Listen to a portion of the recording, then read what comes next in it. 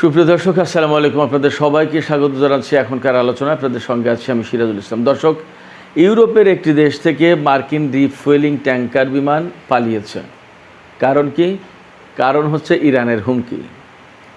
কোন দেশ থেকে কেন পালালো, কি ব্যাপার, এই বিষয়টা নিয়ে একদম বিস্তারিত ভিডিওতে বলবো ভেতরে।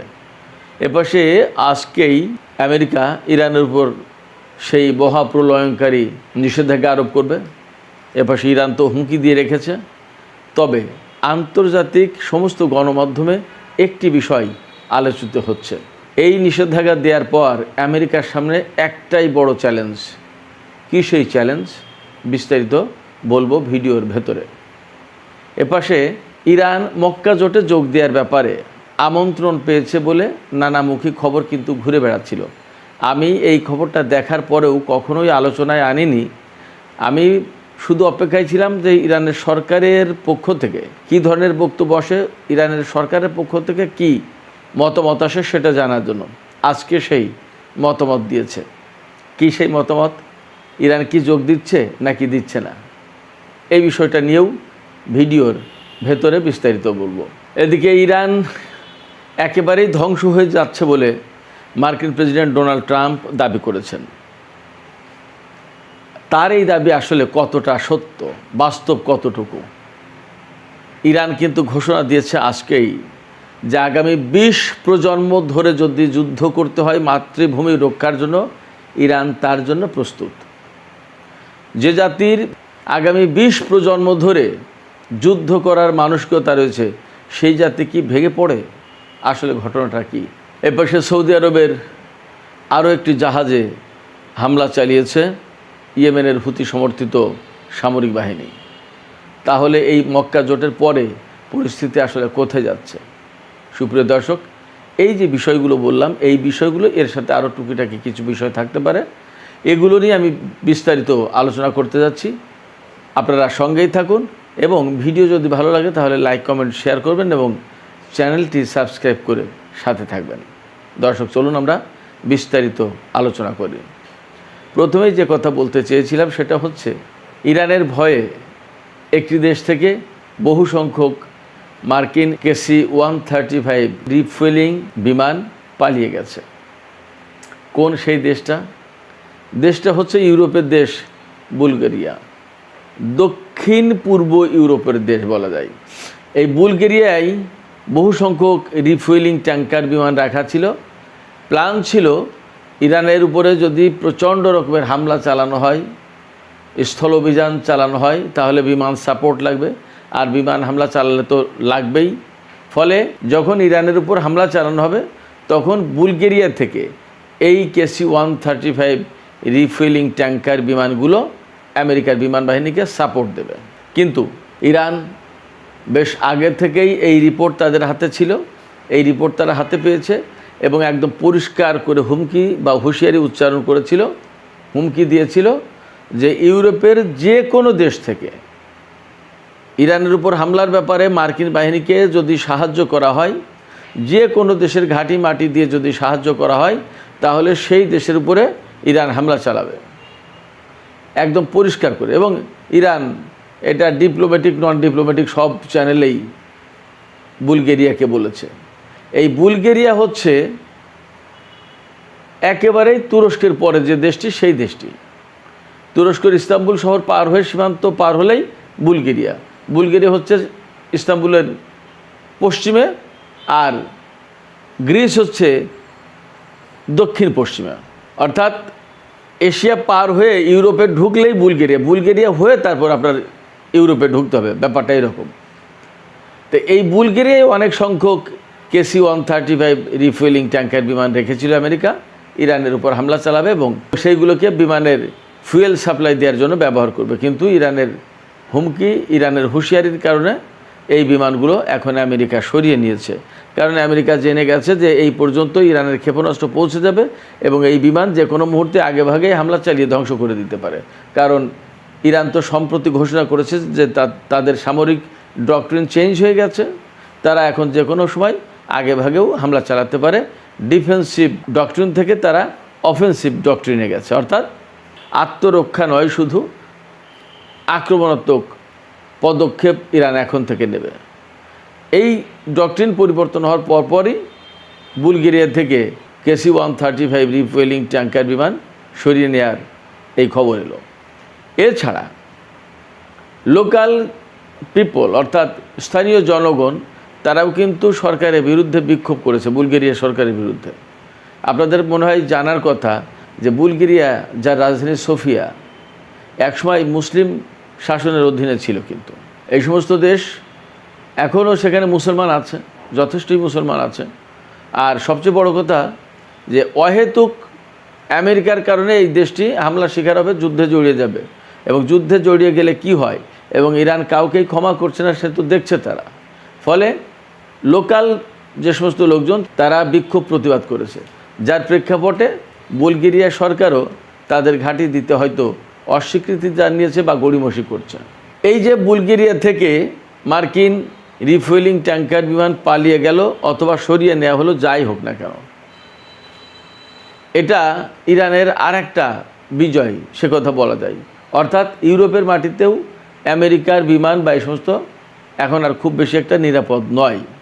এপাশে এই বুলগেরিয়াকে কেন্দ্র করেই আজকে সাপ্তাহিক সংবাদ ব্রিফিংয়ে ইরানের পররাষ্ট্র মন্ত্রণালয়ের মুখপাত্র ইসমাইল বাকাই যখন কথা বলছিলেন, তখন তাকে প্রশ্ন করা হয়েছিল যে এই বুলগেরিয়াতে এরকম বিমান, বুলগেরিয়া থেকে বিমান সরিয়ে নেওয়া হলো, তারা কি ভয় পাচ্ছে কিনা, কি ব্যাপার? তখন ইসমাইল বাকাই বলেছেন যে আসলে ইরানকে কোনো দেশেরই ভয় পাওয়া উচিত নয়, কারণ কোনো দেশের উপরে ইরান আগ্রাসন চালাবে না। শুধুমাত্র তখনই তারা ভয় পেতে পারে যখন আমেরিকাকে তারা সহায়তা করছে, এছাড়া ভয় পাওয়ার কোনো কারণ নেই। অর্থাৎ আমেরিকাকে সহায়তা না করলে কোনো দেশেরই ইরানকে ভয় পাওয়ার কোনো প্রয়োজন নেই, তিনি তাই বলেছেন। একই কথা পারস্য উপসাগরীয় দেশগুলোর জন্যও। আঞ্চলিক দেশগুলো যদি আমেরিকাকে কোনোভাবে সহায়তা না করে, তো এই আঞ্চলিক দেশগুলোর কোনো দেশই ইরানকে ভয় পাওয়ার দরকার নেই, কোনো দেশের জন্য ইরান হুমকি না। এটা ইরান বহু বছর ধরে বলে আসছে। ইরানের পররাষ্ট্র মন্ত্রণালয়ের মুখপাত্রের কথা যখন চলে আসলো, তখন আমি এই আলোচনাটুকু এখানেই করে যাই। ইরানকে মক্কা জোটে যোগ দেওয়ার জন্য আমন্ত্রণ জানানো হয়েছে, এই কথা বলেছিলেন ইরানের সংসদের খুনে মিল্লাত নিউজ এজেন্সির প্রধান মেহেদি রাহিমি। তিনি জানিয়েছিলেন যে মক্কা জোটের পক্ষ থেকে, অর্থাৎ সৌদি আরব, পাকিস্তান এবং তুরস্কের পক্ষ থেকে ইরানকে এই জোটে যোগ দেওয়ার জন্য আমন্ত্রণ জানানো হয়েছে। কি এই বিষয়ে পররাষ্ট্র মন্ত্রণালয়ের মুখপাত্র ইসমাইল বাকাইকে জিজ্ঞেস করা হয় সাংবাদিকদের পক্ষ থেকে যে আসলে ইরানকে দাওয়াত দিয়েছে কিনা এই জোটে যোগ দেওয়ার জন্য, এবং ইরান এই জোটে যাচ্ছে কিনা, যোগ দিচ্ছে কিনা। তখন ইসমাইল বাকাই একেবারে ক্যাটাগরিক্যালি, একদম সুস্পষ্টভাবে বলেছেন যে না, এই জোটে যোগ দেওয়ার জন্য ইরানকে দাওয়াত দেওয়া হয়নি, ইরান দাওয়াত পায়নি। তবে এই তিন দেশের পক্ষ থেকে একটা আলোচনার প্রস্তাব দেওয়া হয়েছে, এবং সেই আলোচনার বিষয়টা ইরান বিবেচনা করছে। আলোচনার বিষয়টা কি? আঞ্চলিক শান্তি প্রতিষ্ঠার বিষয়ে আলোচনা। তুরস্ক এবং পাকিস্তান দুই দেশই কিন্তু ইরানের সীমান্তবর্তী দেশ, ইরানের সাথে সীমান্ত আছে। আর সৌদি আরবের সাথে সরাসরি ল্যান্ডের সীমান্ত না থাকলেও সমুদ্রের এপার ওপার, তো পারস্য উপসাগরের দক্ষিণে সৌদি আরব, আর ইরান হচ্ছে পারস্য উপসাগরের উত্তরে। জাস্ট পারস্য উপসাগরের এপার ওপার তো সৌদি আরব আর ইরানের অবস্থান। এবং ইরানের সাথে সৌদি আরবের ল্যান্ড রুটে যদি যোগাযোগ নাও থাকে, তারপরেও সৌদি আরবের জন্য একটা বড় বিষয় হচ্ছে যে সৌদি আরবের যে তেল সমৃদ্ধ যে এলাকাটা, উত্তর পূর্বাঞ্চলীয় যে এলাকা, কাতিব প্রদেশ বা ওই সমস্ত এরিয়া, দাম্মাম, এই সমস্ত এলাকা মূলত শিয়া অধ্যুষিত এলাকা। এখানে প্রচুর সংখ্যক শিয়া মুসলমানদের বসবাস, তারা এখানে বসবাস করে, এবং এখানে এই এলাকাটা কিন্তু তেল সমৃদ্ধ। অথচ এই শিয়া মুসলমানরা অনেক ক্ষেত্রেই বঞ্চিত, এটা একদম মশহুর পরিচিত, খুবই বাস্তব কথা। এটারই যথেষ্ট আলাপ আলোচনা সৌদি আরবের ভেতরেই হয়। সরকারের কাছে প্রচুর বাদ প্রতিবাদের ঘটনা আছে।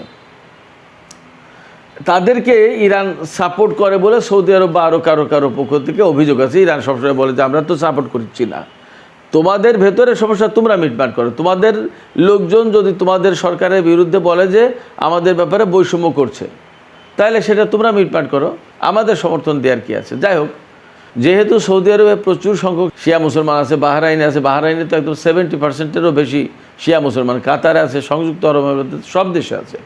তো প্রত্যেকটা জায়গায় কিন্তু ইরান একটা ফ্যাক্টর, এবং ইরানের ব্যাপারে সবাই উদ্বিগ্ন যে ইরান এই মধ্যপ্রাচ্যের এই চলমান যুদ্ধ এবং আমেরিকা যদি এখান থেকে চলে যায়, তাহলে সবাই ইরান এবং শিয়া প্রসঙ্গটা নিয়ে কিন্তু খুবই উদ্বেগে থাকবে, উদ্বিগ্ন আছে।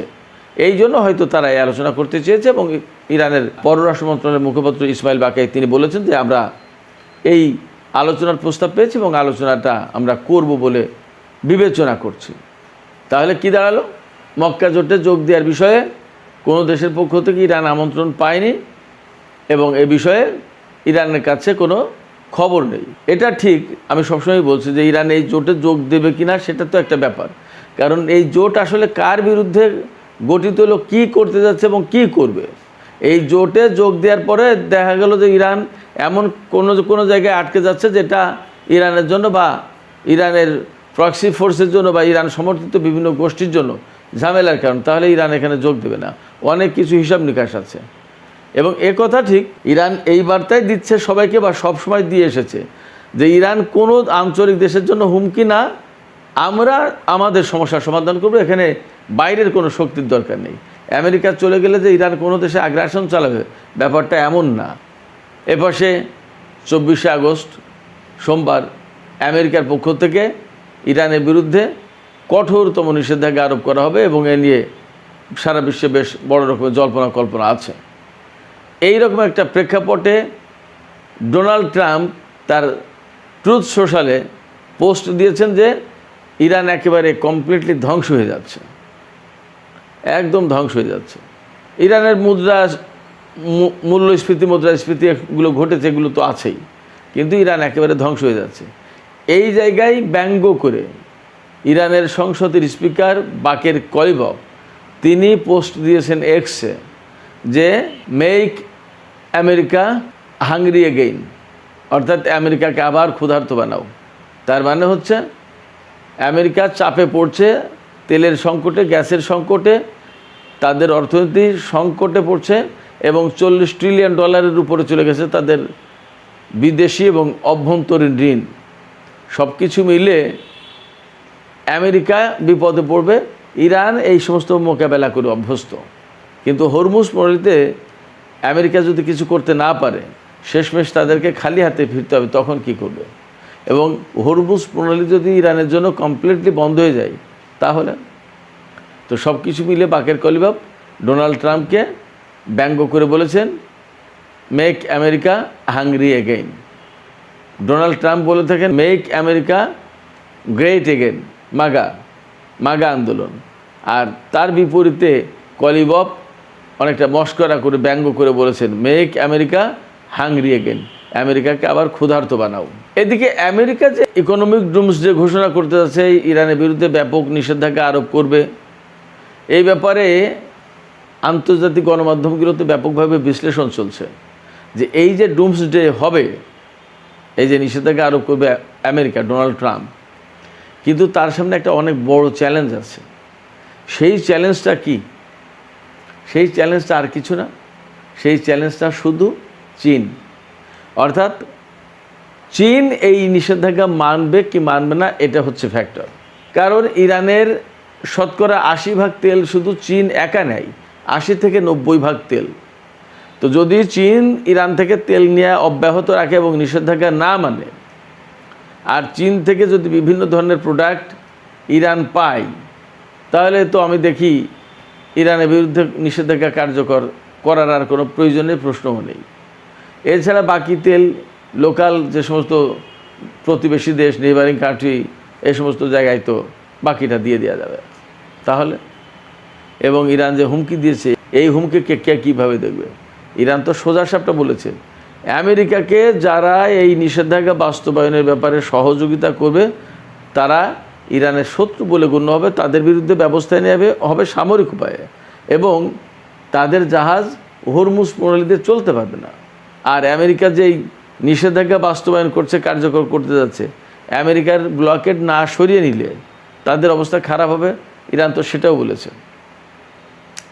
এই অবস্থায় যতই ডোনাল্ড ট্রাম্প ইরানের অবস্থা খারাপ, ধ্বংস হয়ে যাচ্ছে, কি করবে এটা সেটা যতই যাই বলুক, শুধু এখানে ছোট্ট একটা ইনফরমেশন দিই আপনাদেরকে, বাকি ইনফরমেশন আমি আলোচনা করব, এই প্রসঙ্গে আলোচনা করব টক উইথ সিরাজ ইনসাইটে আজকের রাতের ভিডিওতে। সেই ইনফরমেশনটুকুই এই যেটা দিতে চাইছি এখানে ছোট্ট করে, সেটা হচ্ছে আমেরিকাকে বাঁচানোর জন্য, ডোনাল্ড ট্রাম্পের রাজনীতি বাঁচানোর জন্য, ডোনাল্ড ট্রাম্পের ক্ষমতা বাঁচানোর জন্য পাকিস্তানের সেনাপ্রধানকে অনুরোধ করে ইরানে পাঠিয়েছেন যে আবার কূটনীতিতে ফিরিয়ে আনুন ইরানকে। ইরান আসবে? ইরান কি আসবে আলোচনার টেবিলে, কূটনীতির টেবিলে? এই আলোচনাটা আপনারা শুনবেন টক উইথ সিরাজ ইনসাইটের বিস্তারিত ভিডিওতে। আপনারা সবাই দেখেন কিনা জানি না, টক উইথ সিরাজ ইনসাইটে মূলত এশিয়া, দক্ষিণ এশিয়া এবং পূর্ব এশিয়া এই এলাকা নিয়ে আমাদের বাংলাদেশ প্রসঙ্গ, ভারত, পাকিস্তান এই সমস্ত নিয়ে থাকে। যেহেতু পাকিস্তানের পক্ষ থেকে সেনা প্রধান গিয়েছে এবং পাকিস্তানের এখানে একটা ভূমিকা আছে, এই জন্য আমি টক উইথ ইনসাইটের আলোচনায় ওই প্রসঙ্গ কথা বলবো।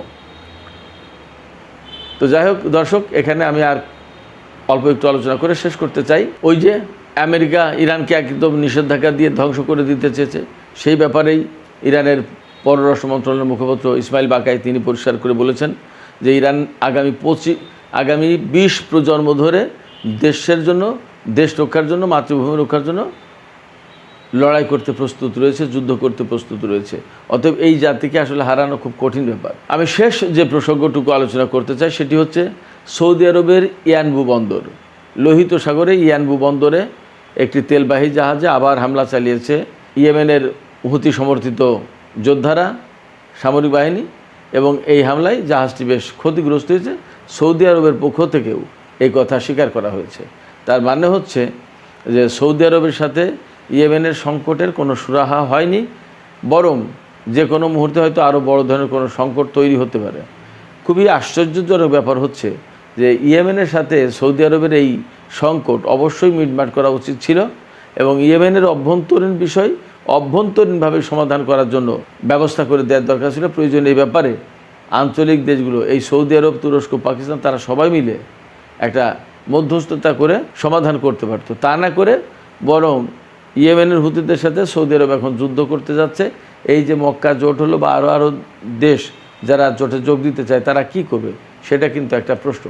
তো সুপ্রিয় দর্শক, এখনকার আলোচনা এখানে শেষ করতে চাইছি।